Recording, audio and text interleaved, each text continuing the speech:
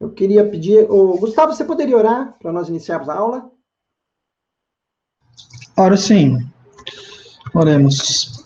Senhor Deus, te louvamos porque o Senhor é bom, te louvamos pela salvação em Cristo, também te louvamos pelos recursos tecnológicos que nos permitem nos reunir, mesmo que não fisicamente, mas virtualmente, para aprendermos mais de Ti, aprendermos mais da Tua Palavra, especificamente na criação de filhos, segundo os Teus caminhos, Senhor Deus. Te agradecemos pela vida do Edilson, que tem ministrado a nós. Pedimos que o Senhor o capacite para a aula de hoje e que Teu Espírito Santo nos conduza e aplique a Tua palavra aos nossos corações, Deus, nos capacitando como pais, cumprirmos a Tua vontade em nossas vidas. Amém. Em nome de Jesus que oramos, amém. Amém. Amém. Muito bom. Gente, muito bom estarmos novamente em aula. Hoje a gente vai falar um pouco sobre estabelecer objetivos. Eu acabei substituindo o Pedro. Nós temos na semana que vem a Rose e na outra semana também falando sobre metodologia bíblica e depois mostrando a direção, e a última aula nossa de 27 de setembro sobre permanência nos fundamentos, sobre honra e disciplina. Então, nossas aulas aí de aproximadamente 1 hora, né? Fiquem à vontade para abrir o microfone, para fazer perguntas, para qualquer momento, e nós estamos gravando essas aulas para elas ficarem disponíveis na internet. Tá aí a nossa família, saudade dos meninos que estão longe, o Lucas, o nosso caçula, e aí do meio está lá em Itajubá, e o Felipe e a Fernanda lá em Ribeirão Preto. Então, estamos aí com a nossa família. E nós estamos buscando realmente atingir essa plenitude da nossa vocação de pai e mãe, né, para conduzir os nossos filhos a um relacionamento genuíno com o nosso soberano Criador. Né? Vamos buscar descobrir como é que a educação dos nossos filhos vai muito além das questões comportamentais dos nossos filhos, sempre usando as Sagradas Escrituras como a nossa base do ensino. E a nossa autoridade, ela é outorgada a nós pelo próprio Deus, para que nós possamos, né, ser protótipos, né, de como Deus age na nossa vida, e nós possamos estar também agindo na vida dos nossos filhos com misericórdia, com graça, com perdão, ensinando a eles, né, sobre a soberania de Deus, sobre a importância da obediência, né, e seguir os ensinos que o Senhor nos tem dado. E eu queria começar aqui contando para vocês um caso que aconteceu conosco, o Márcio e a Lu já conhecem, né? Aconteceu alguns anos atrás, quando os nossos meninos ainda eram bem menores.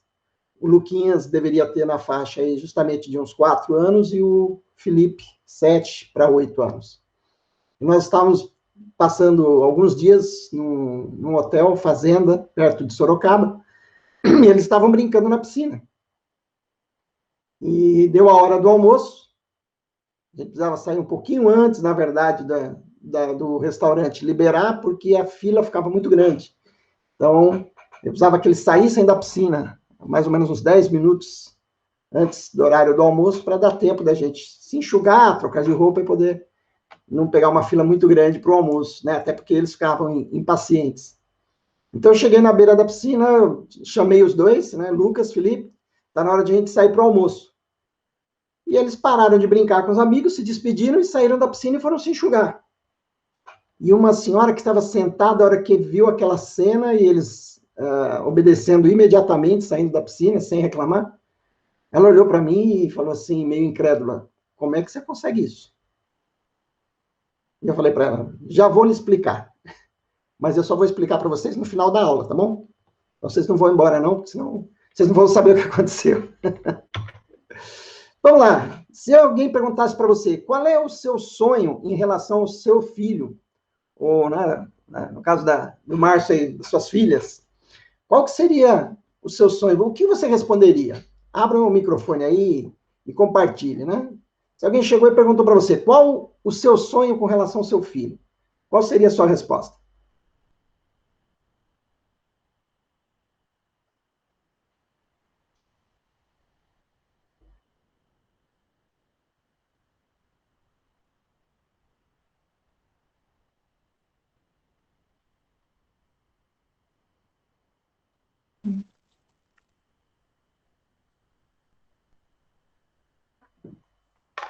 Acho que é mais de delas crescerem segundo a vontade de Deus e terem um relacionamento genuíno com o próprio Senhor. Crescer em segundo a vontade de Deus e ter um relacionamento genuíno. Isso. Legal, como o Pedro costuma falar nessas horas, né? Tá muito espiritual isso aí. Transforma isso aí mais em algo que a pessoa ia questionar você, né? O que é crescer segundo a vontade, ter relacionamento com o Senhor? Como é que isso se refletiria na vida delas? Porque às vezes a gente fica muito preocupado na questão de formação profissional, mas não é o que é importante, né? O importante é a formação espiritual e como elas vão crescendo e se desenvolvendo no sentido de conhecer mais a Deus, de procurar fazer a vontade de Deus, saber o que Deus espera para a vida delas. Joia. Visões, né, nos princípios que vem aprendendo mesmo, saber discernir o certo do errado em cada decisão que toma. Lu, ficou muito baixinho, não consegui te ouvir direito. Desculpa. Eu falei com relação também a tomar as decisões, né, de acordo com os princípios mesmo de Deus, saber discernir aí o que é certo, o que é errado. Legal. Ter uma segurança, não precisar, assim, ser dependente de outras pessoas, ser influenciado, né, por outras Confiar em Deus, né? pessoas, Bacana. sem Deus mesmo. Joia. Legal, muito bom. Gustavo, Karine, ainda ela está em formação, né? Mas qual que é o sonho, né? Acho que a gente compartilha o que o Márcio e a Lu falaram, questão de realmente andar nos caminhos do Senhor, né? Ser uma serva do Senhor de fato, Uhum. se relacionando genuinamente, também tendo um bom relacionamento familiar conosco, e assim ser capaz, a partir dessa caminhada com Deus, poder tomar boas decisões para a vida dela, seja profissionais, casamento, e por aí vai, né, mãe? Sim. Legal. Você vê que é interessante, né? Porque o nosso desejo deles terem um bom relacionamento com Deus e eles serem pessoas maduras espiritualmente falando, isso aí vai se refletir nas decisões e nas ações deles no cotidiano, tá certo? Ou seja, eu não estou tão preocupado que o meu filho seja um grande profissional. Né? Eu estou preocupado que ele tenha um bom relacionamento com Deus. Agora, como é que isso vai se refletir na vida dele?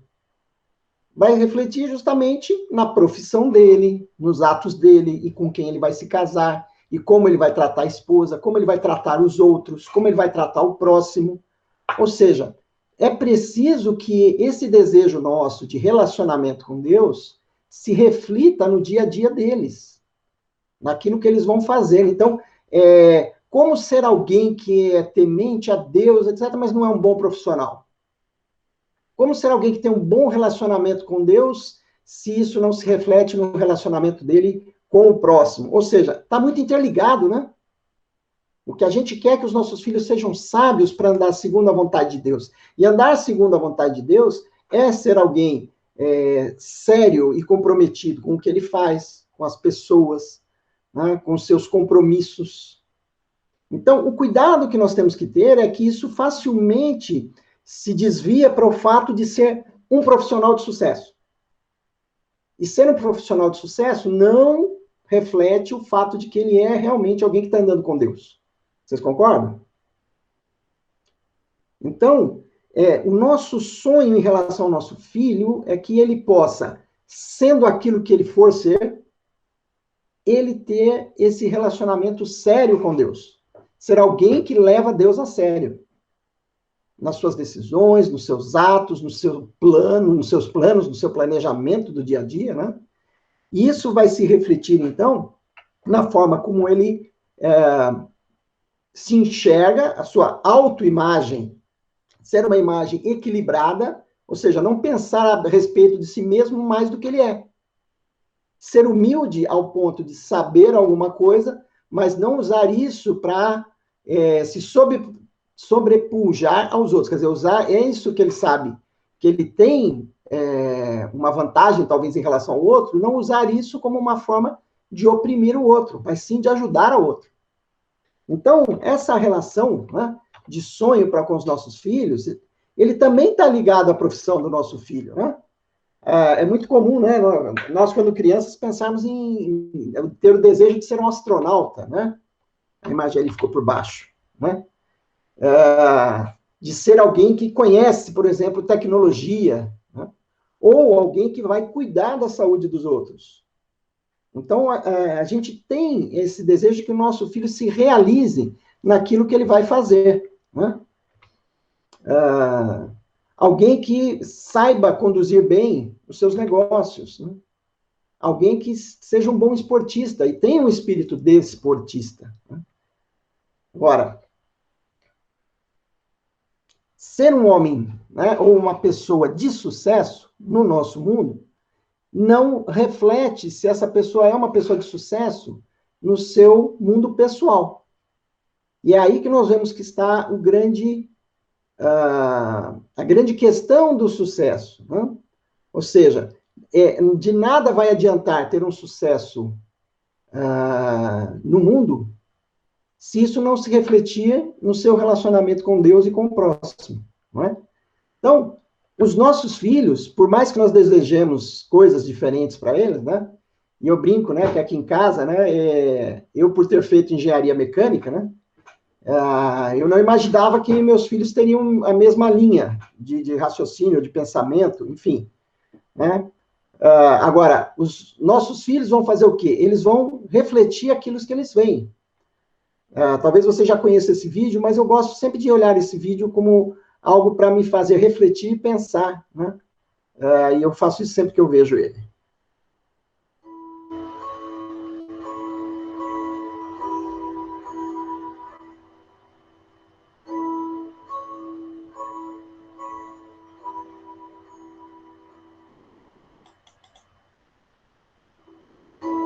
Looks like rain again today.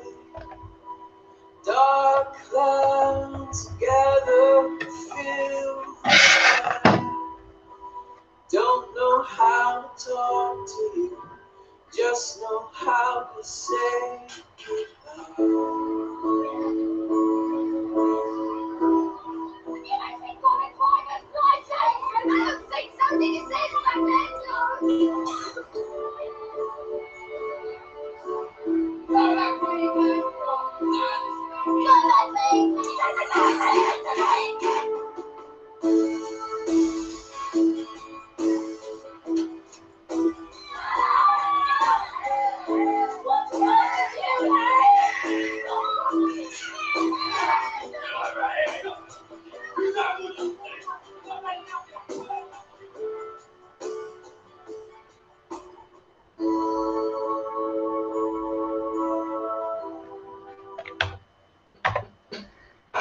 Então, as nossas crianças, elas vão fazer muito mais do que elas veem que nós fazemos do que nós falamos para elas, não é?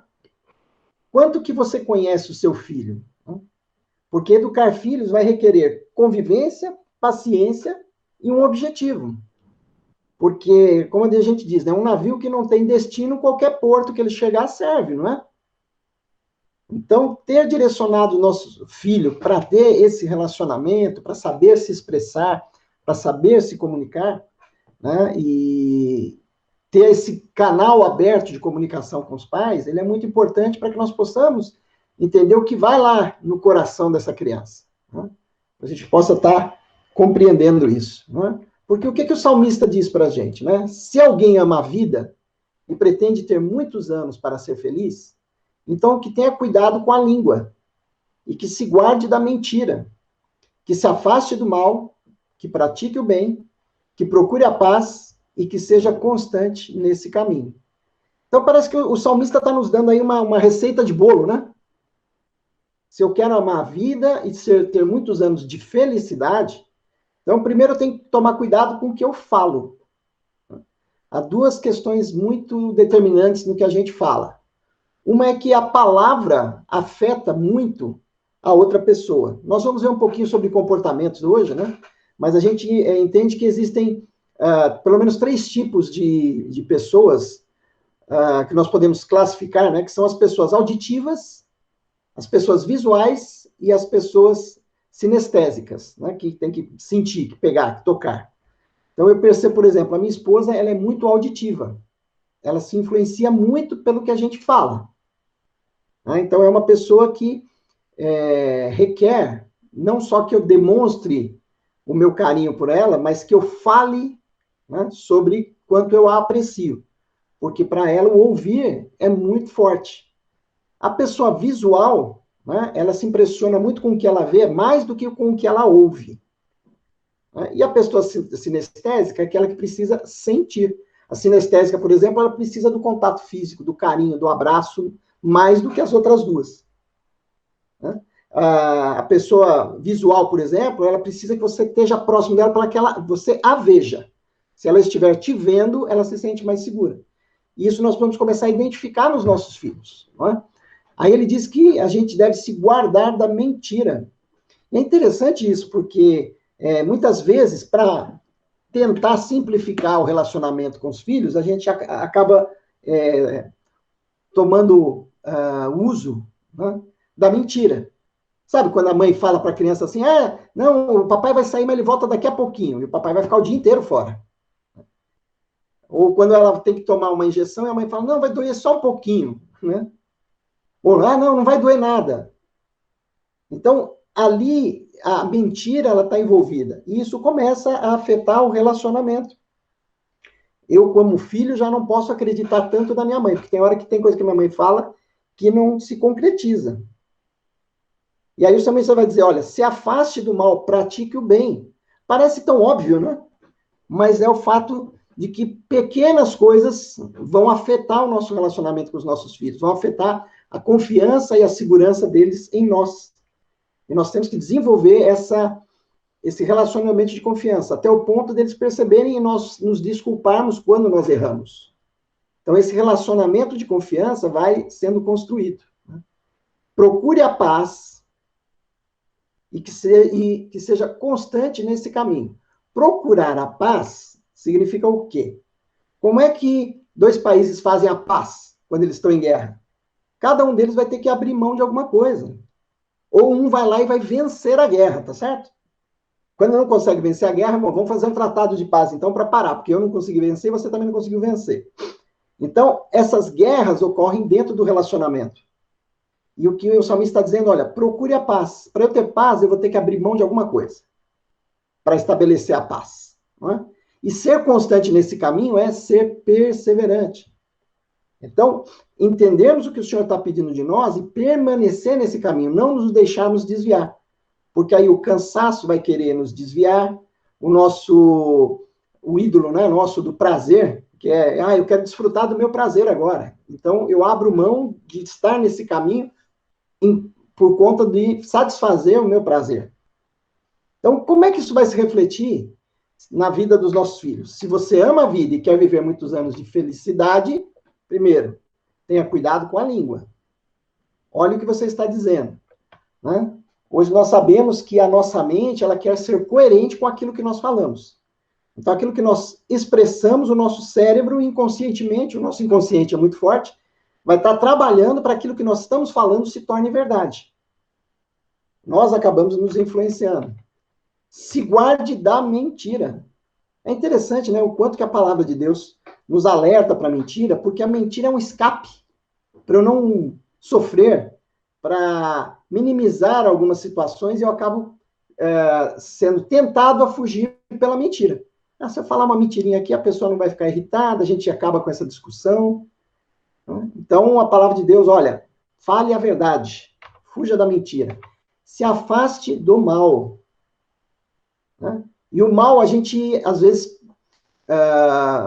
falsamente entende o mal como aquela coisa grandiosa, né? Aquele grande mal. Não, o mal, aqueles pequeninos maus que nós aceitamos no nosso dia a dia e que vão contaminando a nossa vida, a nossa relação. Né? A nossa relação com o próximo, a nossa relação com Deus. Né? A gente, inocentemente, muitas vezes quer enganar Deus. Né? A gente dá risada quando a gente vê a situação de Adão e Eva lá, se escondendo atrás, né, das árvores ali, se escondendo de Deus. Como se esconder de Deus, né? Tentando inventar uma historinha para explicar para Deus o que aconteceu. E a gente faz isso no nosso dia a dia, né? E praticar o bem requer esforço, requer dedicação para fazer o bem. Mas a gente não faz o bem assim tão naturalmente. A gente precisa se dedicar para praticar o bem, inclusive com os nossos filhos. Procure a paz e seja persistente. Então, aí o salmista está nos dando uma receita, a gente pode dizer uma receita de bolo, né? Mas é uma receita de viver muitos anos e com felicidade. Você quer viver muitos anos com felicidade? Siga essa receita, né? E cada um desses tópicos aí nós vamos aplicar ao nosso dia a dia com os nossos filhos, né? A gente gostaria de ter filhos extraordinários, na é verdade? O que é o extraordinário? Aquele que sai do comum, né? Sai do ordinário. Um filho extraordinário, né? O que o seu filho mais precisa? Qual que é a coisa mais essencial que o seu filho precisa? Me dê a opinião de vocês aí.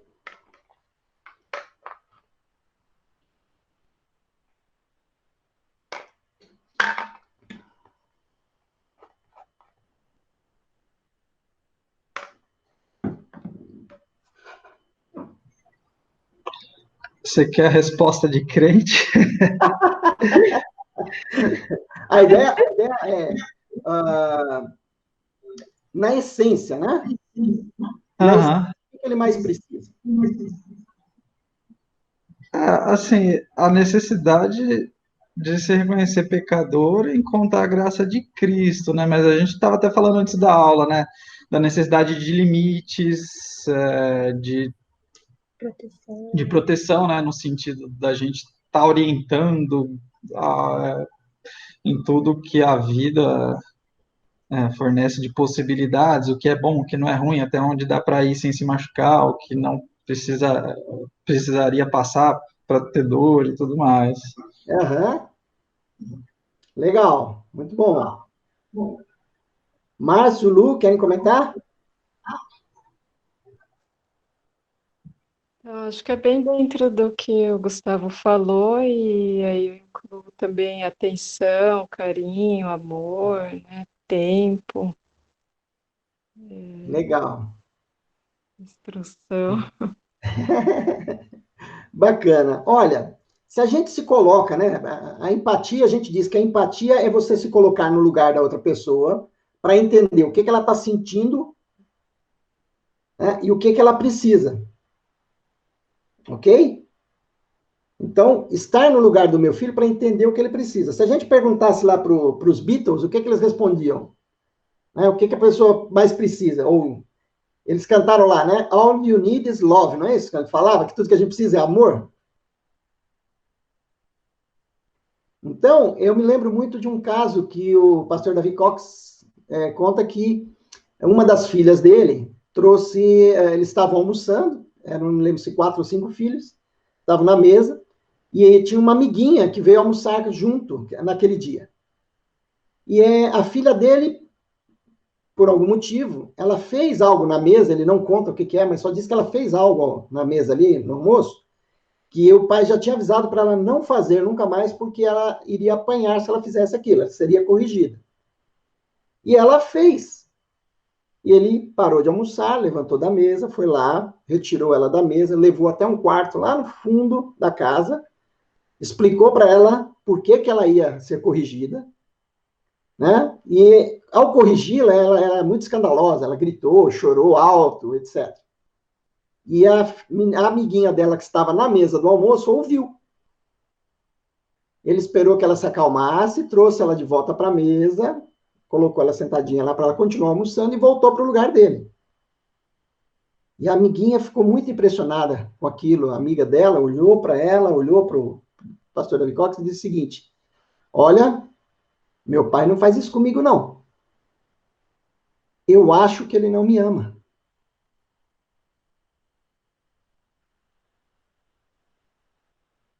Você percebe que o amor, ele vai se manifestar não daquela forma hollywoodiana, né? Dos beijos e abraços, mas numa preocupação verdadeira, numa atenção verdadeira, num ouvir na essência, né?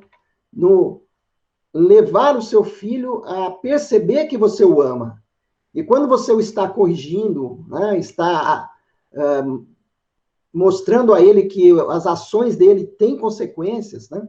Tudo isso, né, talvez no momento não seja tão claro para ele, mas certamente ao longo da vida, ele reconhecerá que você fez aquilo por amor a ele. Assim como Deus fala que ele ama quem ele corrige aquele que ele ama.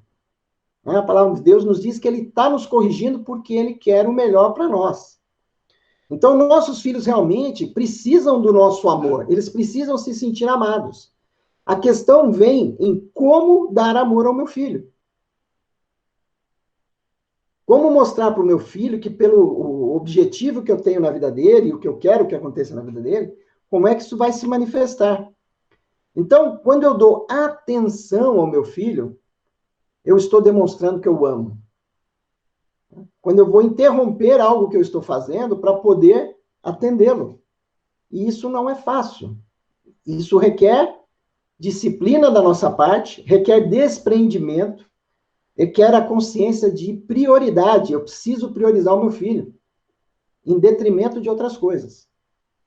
E essas outras coisas hoje são uma lista bastante extensa que nós temos na nossa vida. Né? Eu preciso demonstrar ao meu filho a autoridade. Ele entender que ele está sob autoridade. Ao mostrar isso para o meu filho, e ele entender desde pequenininho, né? Desde que ele começa a entender, né, que existe autoridade, que essa relação entre pais e filhos, né, é uma relação de amor. Eu estive na casa ontem de um casal, e nós conversando com eles, ela me mostrou um colchãozinho que fica ao lado da cama dela. Né? E o menino já tem 6 para 7 anos. E aí a gente não entendeu o que acontece que esse menino tem que ir lá dormir do lado dos pais. Então, chega um ponto em que os pais cedem, né, ou abrem mão da sua autoridade para ter uma falsa paz, para a criança parar de chorar, para a criança parar de reclamar. É o cuidado que nós temos que tomar se nós estamos ensinando devidamente a autoridade, porque nós estamos sob a autoridade divina. E ensinar ao nosso filho sobre autonomia, sobre aprender a tomar decisões e que essas decisões trazem consequências. Quando um filho insiste muito que ele quer alguma coisa e é algo que eu posso dar, né? Mas de repente não é o momento, e ele entender que aquilo vai trazer consequências. Você quer realmente fazer isso? Né? Você sabe a consequência? E ele entender, então, que a sua autonomia tem que estar debaixo de uma compreensão do que é sabedoria. O que eu posso e o que eu não posso fazer, e ele vai ter que tomar decisões ao longo da vida. Claro que nos primeiros anos, nós é que temos que tomar decisão por ele, para que ele possa entender que quanto mais autonomia ele tem, mais responsabilidade ele tem, assumindo cada coisa que ele vai fazer. Então, como é que você é atento com o meu filho? Toda pessoa precisa de atenção, né? Você já tentou conversar com alguém que não está te dando atenção? Né? As esposas agora devem todas ter balançado a cabeça assim, né? Sim. Já tentei falar com meu marido, ele não estava dando atenção para mim. E aí só quando ele realmente deu atenção para mim que nós conversamos de verdade. Se todos nós precisamos de atenção, os nossos filhos muito mais. Eles precisam entender e ver que nós damos atenção a eles e que é importante saber que eles não vão poder ter a nossa atenção 24 horas. Eles também valorizarem o nosso tempo de atenção. E como é que eu desenvolvo, então, uma atenção saudável para com os meus filhos, né? Bom, desenvolvendo o que hoje é muito... a nomenclatura hoje é a nossa inteligência emocional. O que é a nossa inteligência emocional? Como é que a gente trata com as crises e as variações de humor, né? Emocional dos nossos filhos? Como é que nós vamos tratar isso? Os nossos filhos estão crescendo e eles estão aprendendo ainda a lidar com as suas emoções. Muitos adultos, se não desenvolvem bem isso na infância, acabam passando boa parte da vida não sabendo lidar com as suas emoções. São aquelas pessoas que não têm esse controle emocional. É claro que o Espírito de Deus, se nós nos colocamos submissos a ele nos ajuda a desenvolver esse controle emocional. Mas se nós educarmos os nossos filhos, já tendo em vista, né, esse controle, isso vai facilitar muito a vida deles. Como é que eu vou desenvolver, então, a inteligência emocional do meu filho? Bom, primeiro compreendendo o que a gente está chamando aqui de inteligência emocional. Eu tenho alguém que tem mais inteligência emocional, é aquela pessoa que é mais longânime, ou seja, que consegue se controlar por mais tempo, ou que consegue não perder o controle. Quanto mais longânime eu sou, ou seja, quanto o meu ânimo é mais longo ânimo, né? Mais eu tenho controle sobre as minhas emoções, ou seja, mais eu tenho inteligência emocional. Quanto menos eu me abato quando ocorre um descontrole. Então, eu pisei na bola, né? Essa semana eu pisei na bola, fiquei irritado. Né? Aí, quanto tempo eu demoro, ou quanto tempo eu fico abatido porque eu me descontrolei? Porque o ficar abatido ali é tomar consciência do que aconteceu. Mas aí, se eu fico me martirizando porque eu errei, eu tenho pouca inteligência emocional. Eu estou perdendo tempo ali nessa fase. Tá? E quanto tempo eu levo para voltar ao meu estado de equilíbrio? Quanto menos tempo eu fico abatido e quanto menos tempo eu levo para voltar ao meu equilíbrio emocional, mais inteligência emocional eu tenho, mais eu estou conseguindo trabalhar com as minhas emoções. E assim, nós podemos estar ensinando os nossos filhos, né? Eles vão estar olhando para nós, né? Eu vi claramente, né, já em meus filhos, né, em momentos de nervoso, de descontrole emocional, como eles se comportam muito parecido com o que eles veem em mim, ou com o que eles vinham em mim quando eram menores.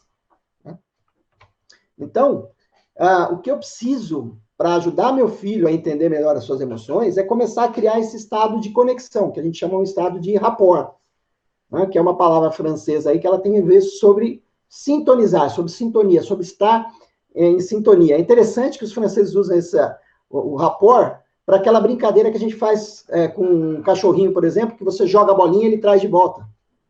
Ele está sintonizado com a sua ideia. Você está jogando uma coisa, mas quer para ele trazer de volta. E o rapport, né, tem a ver, então, que você está sintonizado com o seu filho. Como é que eu consigo entrar nessa sintonia? Com 5 etapas aí. Primeiro, o olhar. Segundo, o ouvir.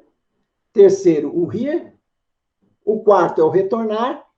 E o 5 é o espelhar. Tá? Então, primeira coisa, eu consegui entrar em conexão com meu filho. É entender que eu estou conectado com ele.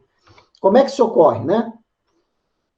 Quando você vê o seu filho irritado, então, você vai procurar desenvolver, né, esse estado de conexão com ele, fazendo ele olhar para você.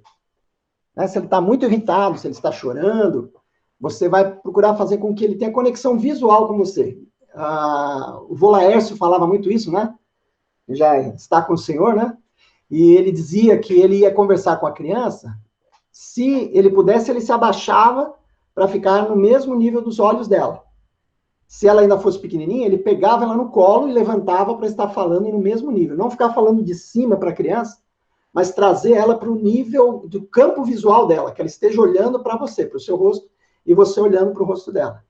Segundo, é que ela ouça o que você está falando. Uma criança que está lá chorando, se escabelando, ela não está te ouvindo. Então, a gente precisa dar um tempo para passar essa crise ali, né? Ok, vamos parar de chorar para a gente poder conversar. Né? O rir é o fato de você quebrar, né? Quebrar muitas vezes a tensão daquele momento, né? O sorrir. Você está falando não com um semblante pesado, mas com um sorriso no rosto.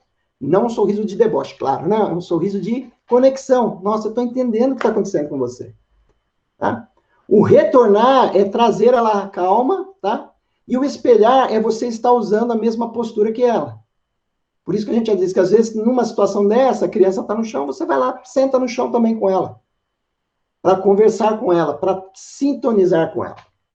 O segundo método aí é você conversar com a criança, quando ela já tem essa condição, né, de nós estarmos travando esse diálogo, e pedir para ela expressar o que ela está sentindo.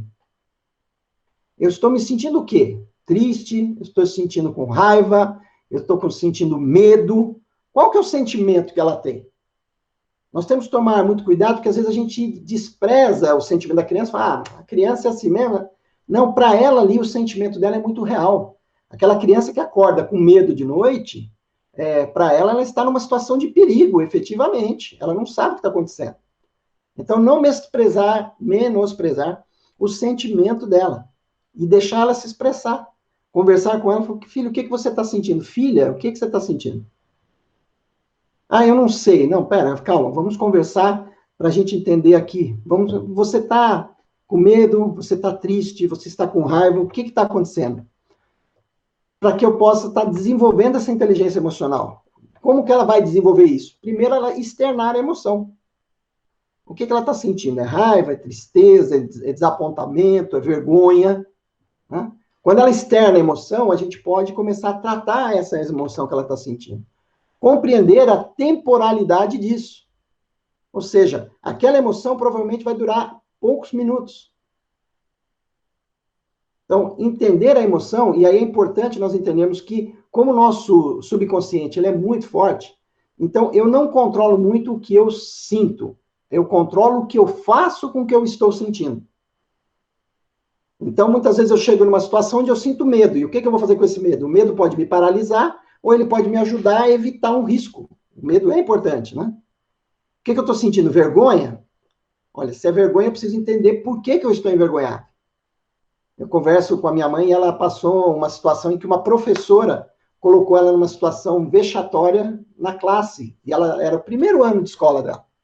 Minha mãe tem 86 anos, gente. Ela sabe citar em detalhes como que aconteceu essa situação. Então, nós não podemos deixar isso de uma forma, menosprezar o que os nossos filhos sentem, mas ajudá-los a tratar a sua emoção num padrão cristão, no padrão bíblico de tratar as nossas emoções. Não deixar que elas nos dominem. Né? E experimentar com ele esse processo de retorno à normalidade, de controle da emoção. O que eu vou fazer com essa emoção? Como que eu vou tratá-la? Biblicamente, porque se eu não tratar corretamente a minha emoção, aí eu estou pecando. A palavra de Deus diz que nós devemos nos irar, mas não pecar, não é isso? Não se torne o sol sobre a sua ira. Ou seja, não leve a sua ira para o dia seguinte, não. Vamos tratar ela hoje. Isso, inclusive, dentro do relacionamento do casal. Não é? Então, para o nosso filho compreender o sentimento, mudar o seu foco e escolher o que sentir. Olha que legal. Compreender o que está sentindo, mudar o foco e escolher o que você vai sentir, o que você vai fazer com o que aconteceu. Você vai dar risada do que aconteceu? O que você vai fazer, filho, com isso? Né? Então, as opções de sentimento, eu posso olhar isso por um outro ângulo, essa situação. Eu sempre falo para minha mãe, quem passou vergonha na situação que a professora criou lá na classe foi ela, porque a professora foi extremamente incoerente com o que ela fez naquela época com a minha mãe. Mas minha mãe se sentiu envergonhada perante os coleguinhas de sala, né? E guardou isso. Então, mostrar o que a criança está sentindo, mas sobre um outro foco. Né? Se ela está sentindo medo, se ela está insegura, se ela está se sentindo rejeitada, se ela está se sentindo triste. Né? Mudar o foco como o nosso filho está olhando para aquela situação, para aquele sentimento. Mostrar que ele pode escolher o que ele está sentindo. Então, ele pode mudar a forma com que ele está sendo afetado por uma situação. E ter congruência, ou seja, o que é a congruência? O meu discurso tem que estar alinhado com a minha ação e o meu sentimento. Eu não posso estar querendo convencer o meu filho de algo que eu não acredito. Isso vai soar falso para ele, vai perceber e ele não vai confiar em mim. Então, essa orientação para o nosso filho, mostrando que ele pode dominar suas emoções. E é isso que a palavra vai nos dizer, né? Que a pessoa sábia é aquela que se controla, sabe controlar os seus sentimentos. O quarto método é a gente olhar com o nosso filho sobre a dimensão do problema, e a dimensão do problema ela é diferente para cada um. Uma criança que perdeu lá o seu cobertorzinho de estimação, o seu bichinho de estimação, para ela é um problema enorme. E para nós entendemos que é um problema que logo vai passar, mas naquele momento, para ela, é um grande problema. Então, ter esse sentimento, essa sensibilidade com o nosso filho, de perceber que aquilo é um grande problema para ele. E ser companheiro dele nesse momento. Né? Mostrar que você está sentindo e percebendo o quanto aquilo é importante para ele. Isso é tão importante para desenvolver esse relacionamento com a criança, para que quando ela chegue na adolescência, ela tenha aquela dificuldade, ou por estar sendo rejeitada, ou porque tem um sentimento que ela não está sabendo tratar, ela tenha confiança de estar tratando com você. Pode ser pequeno para mim, mas é enorme para outra pessoa. Então, nós não podemos realmente desprezar isso. É preciso respeitar o problema da criança e ser empático com ela. Se colocar no lugar dela, né? Sentir o que ela está sentindo, ver o que ela está precisando naquele momento. Empatia com a dor e o sofrimento do outro. Então, essa conexão com o nosso filho vai ser muito importante para desenvolver esse relacionamento de confiança. O quinto método, não cobrar excessivamente do filho. E esse excessivamente aqui, os limites, né, são muito tênues, né? Cobrar muito, além do necessário, vai baixar a autoestima. Nós temos um amigo que ele cobrava demais porque sabia que a sua filha tinha uma capacidade muito grande e ele colocou uma pressão muito grande sobre a sua filha na época do vestibular, a ponto de que ela não conseguiu fazer a primeira prova, né? Não conseguiu passar naquele exame. Né? Tamanho era a pressão, né, que o pai estava colocando. Mas o pai achava que não estava fazendo nada de errado porque sabia a capacidade que ela tinha. Só que naquele momento o que ela precisava era do apoio dele, da segurança, sabendo que ela iria fazer o melhor, não importa o que acontecesse. E aí, quando ele compreendeu isso e passou essa confiança para ela, no vestibular seguinte, ela passou com facilidade, né, no curso que ela queria.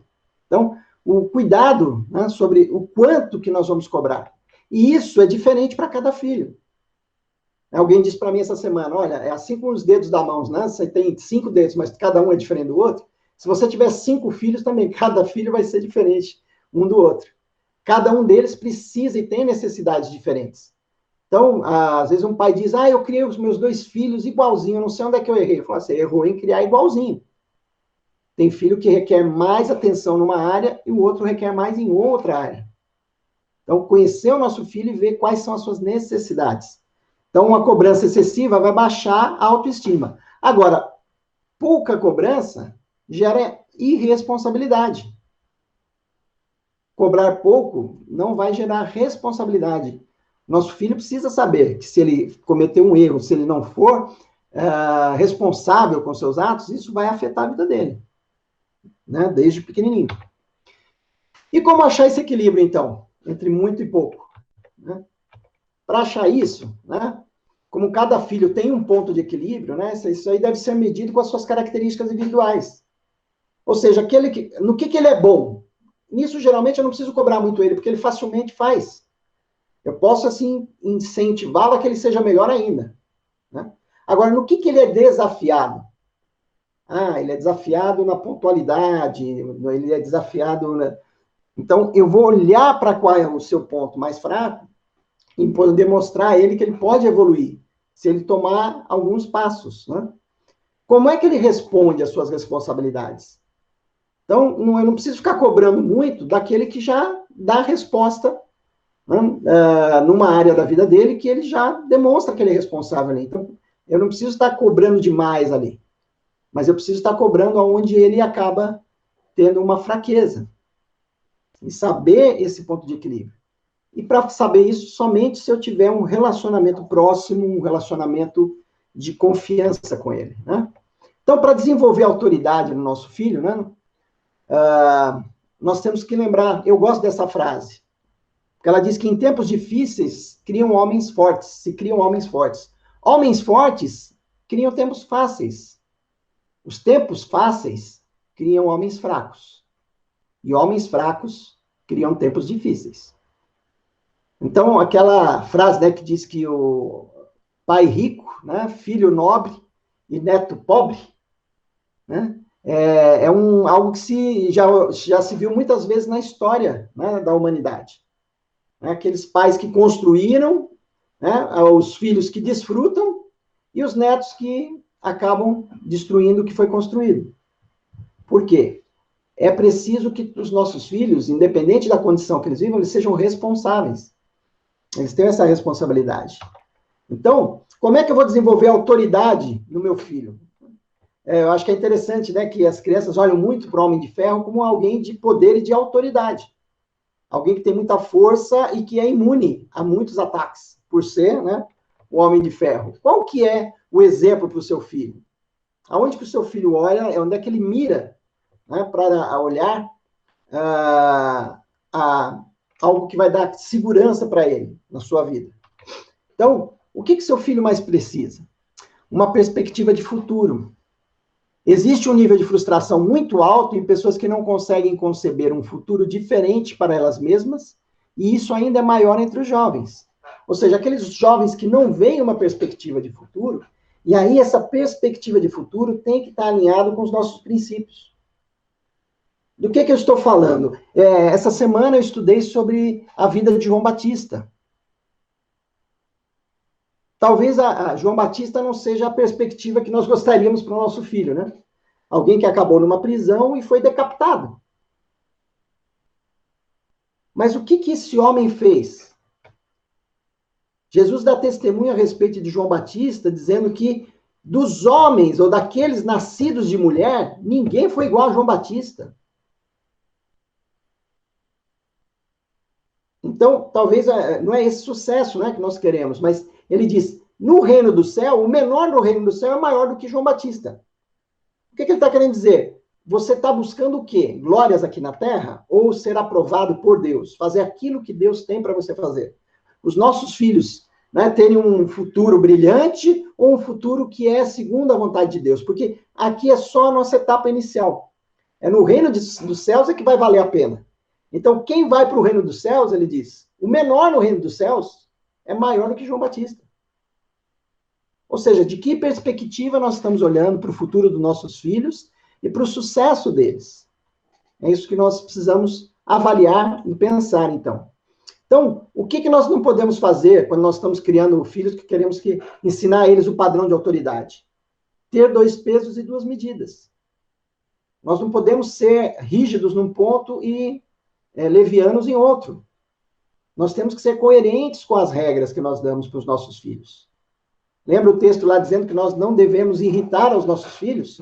Quando nós temos julgamentos diferentes para um filho ou para o outro, né, nós não estamos sendo coerentes, tendo 2 pesos e 2 medidas, nós vamos estar irritando os nossos filhos. O que nós não podemos fazer? Quebrar as promessas. Se você não tem segurança que irá cumprir a sua promessa, busque uma alternativa ao invés de prometer. Não prometa algo que você não tem segurança que você possa cumprir. Não cumprir uma promessa é quebrar a confiança do seu filho em você. Eu me lembro uma vez que eu quase não consegui cumprir uma promessa para o meu filho, porque ele ia cantar no coral da escola, e isso ia ser, acho que se eu não me engano, às 4 horas da tarde, mas eu tinha compromisso pela manhã em São Paulo. E eu fui para aquele compromisso, e o compromisso começou a atrasar, e eu tive que largar tudo lá para conseguir chegar a tempo, aqui em Cosmópolis, na apresentação dele. E graças a Deus eu cheguei exatamente no momento que o coral ia se apresentar. E ele me viu lá. Ele viu que eu cheguei a tempo de assisti-lo. E ele estava na expectativa. Tanto é que ele ficou até emocionado quando ele me viu, porque eu cheguei a tempo de assisti-lo no coral. Então, os nossos filhos estão contando com aquilo que nós prometemos. Não cumprir uma promessa realmente é quebrar a confiança do nosso filho, né? Como tratar com desafio? Quando eu sou desafiado pelo meu filho. E aí a gente tem que pensar, gente, que, olha, um bebê não desafia ninguém. Um adolescente, sim. Um adolescente vai te desafiar. Agora, o que o bebê está fazendo, ele está te testando. Eu queria que você assistisse esse vídeo para pensar um pouco sobre isso.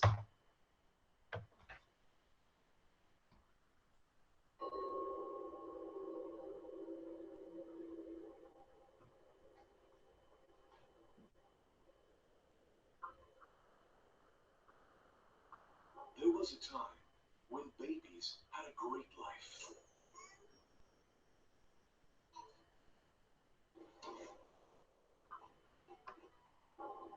The softness of their skin got them all their mom's attention.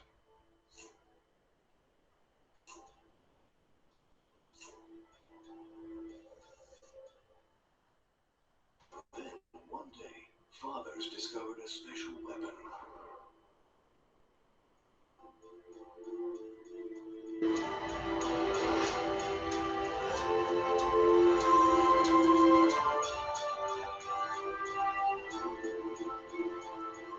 From now on, fathers and sons can fight on equal terms. Men can now take revenge and win back their wives. 3, 2, 1.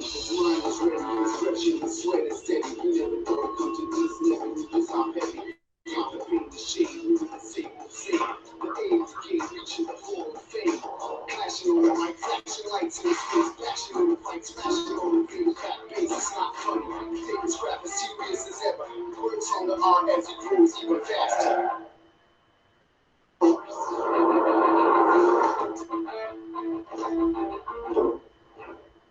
To get their moms back, there's no choice but to fight. The eye of the kid is slapping steaks in the kitchen. Off beat, no food, nothing but nothing. Fight for kisses.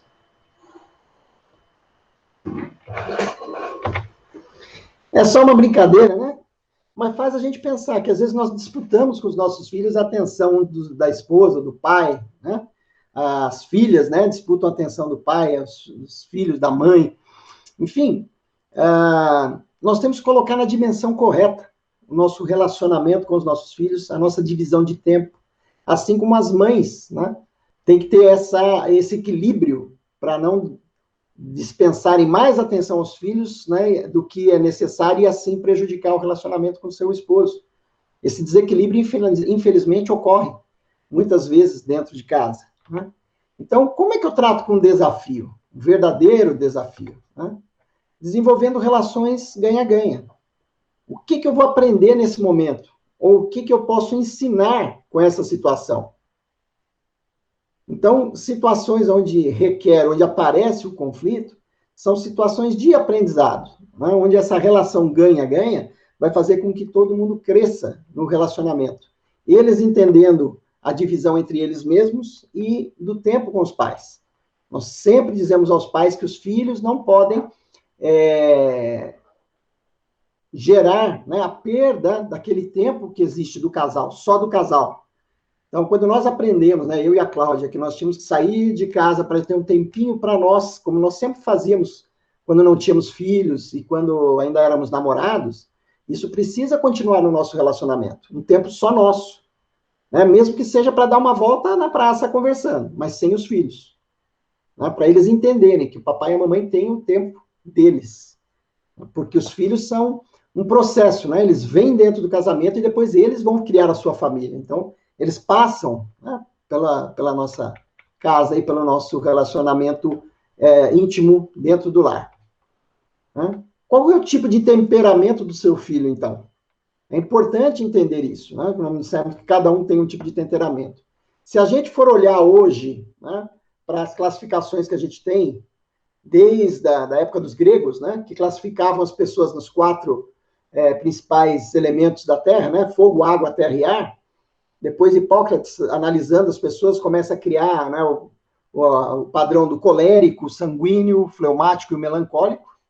Depois Carl Jung vai falar que é o produtor, o sensitivo, o intuitivo e o analítico, né? O Marston coloca como a pessoa que tem ainda dominância, influência, estabilidade e a conformidade.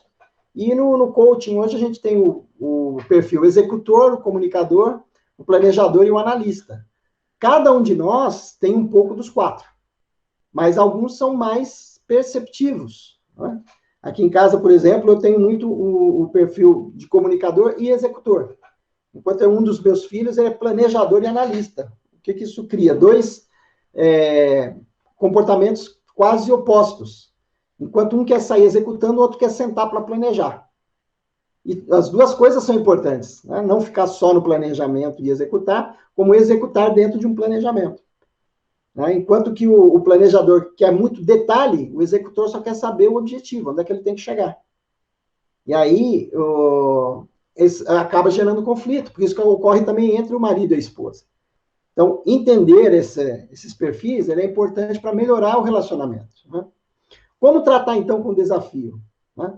Preservar o sentimento de querer, né? O desejo, não deixar isso se perder, ou seja, aquele relacionamento que perde a graça, né?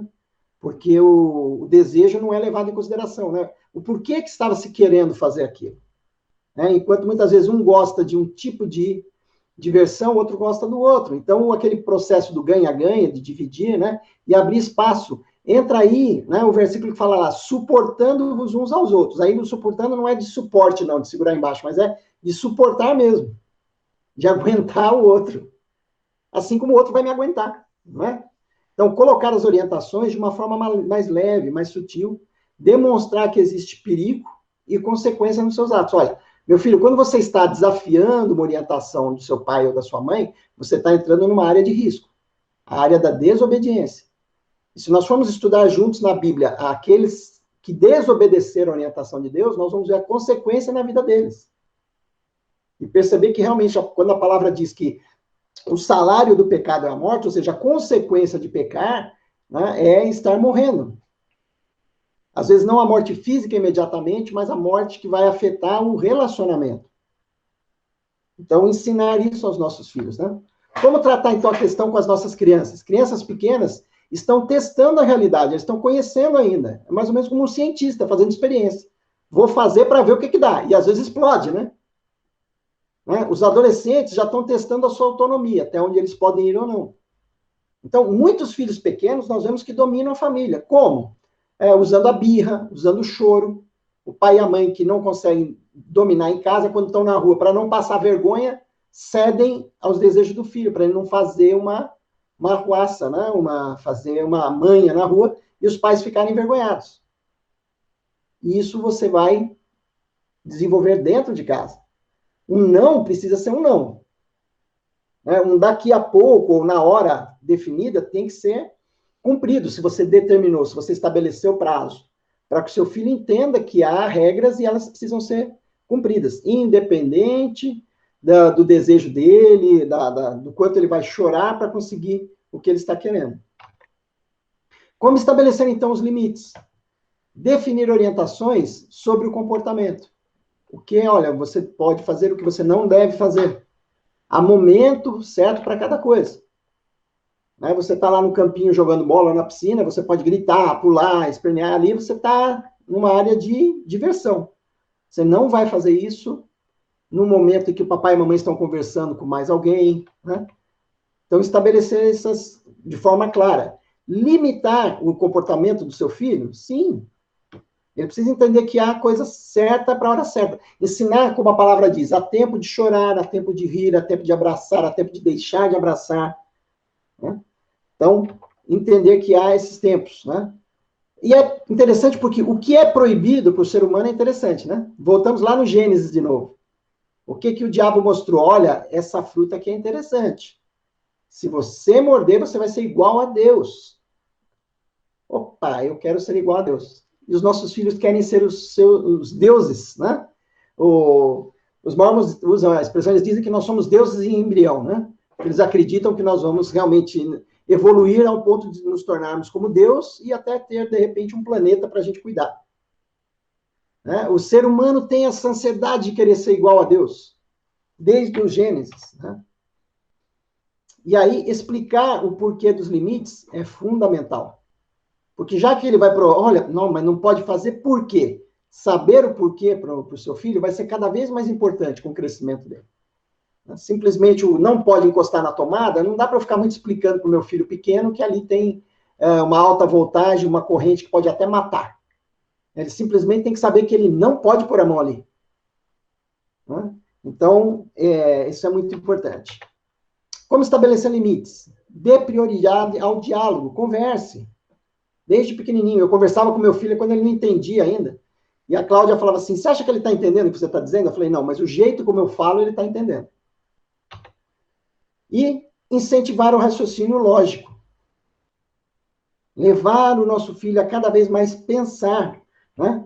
A gente diz que a fé, ela tem a ver justamente com entender o porquê o Senhor está nos falando. Só que tem coisas que Deus não explica. E o raciocínio é o quê? Se Deus mandou, é porque isso é bom para mim. Se não fosse bom, Deus não teria mandado.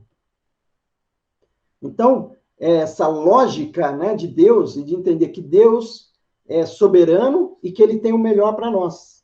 Então, incentivar esse raciocínio lógico. Né?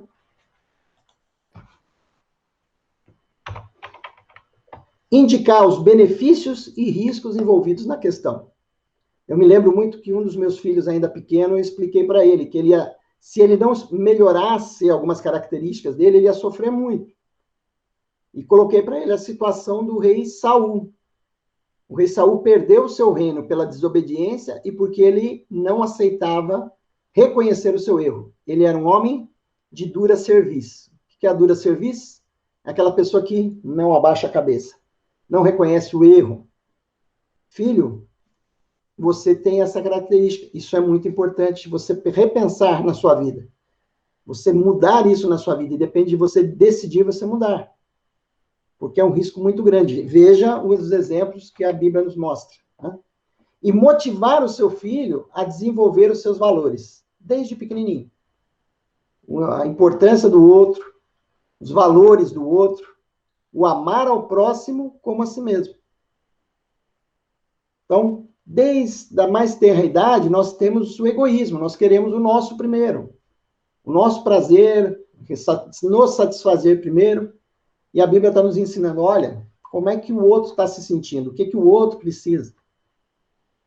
Então, ao definir os objetivos para a vida do seu filho, pense, né, em como ajudá-lo a desenvolver, estabelecer limites para que ele tenha no futuro autonomia. Alguém que cresça com sabedoria. Pense sobre o objetivo na sua vida, que seu filho seja uma pessoa sábia. Porque em qualquer área da vida onde ela decidir se desenvolver e onde Deus quiser usá-la, se ela tiver sabedoria, ela vai ser alguém utilizado por Deus, um instrumento útil nas mãos de Deus. Então, nos seus objetivos, né, crie o seu relacionamento, o seu rapport com seu filho, para que ele comece a entender as suas emoções e como Deus pode estar no controle, como o Espírito Santo de Deus pode ajudá-lo a estar no controle das suas emoções, para que ele tenha sabedoria em o que fazer com as suas emoções.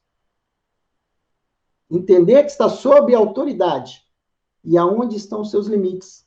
Porque quando nós estamos dentro dos limites que Deus colocou para nós vamos estar felizes. Assim como lá no jardim, enquanto Adão e Eva estavam dentro dos limites que Deus tinha colocado, eles tinham uma vida de alegria, de prazer, num paraíso, e ainda todo dia, ao final do dia, eles tinham a comunhão com Deus que vinha conversar com eles no final do dia.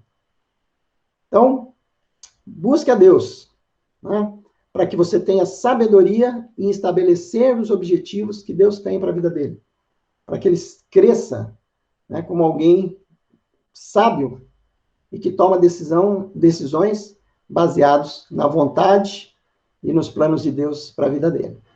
Amém? Gente, perguntas?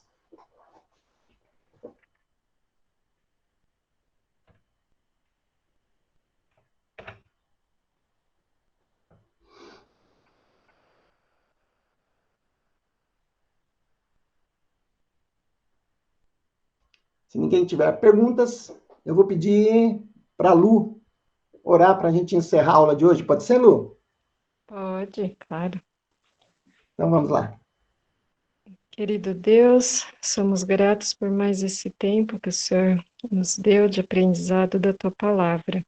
Amém, Senhor. Vamos pedir que o Senhor esteja guiando os nossos corações, as nossas mentes, nos capacitando, Pai, para que possamos estar aplicando mesmo a Sua Palavra na vida dos nossos filhos, na educação deles, em cada fase, ó Pai. Para Amém, que Senhor. eles possam crescer de forma que tenham, sim, essa inteligência emocional bem fortalecida, para que possam lidar com os problemas nas mais diferentes situações de forma adequada, com domínio próprio, Amém. olhando sempre para o Senhor. Amém, Em Pai. nome de Jesus, que oramos. Amém. Amém.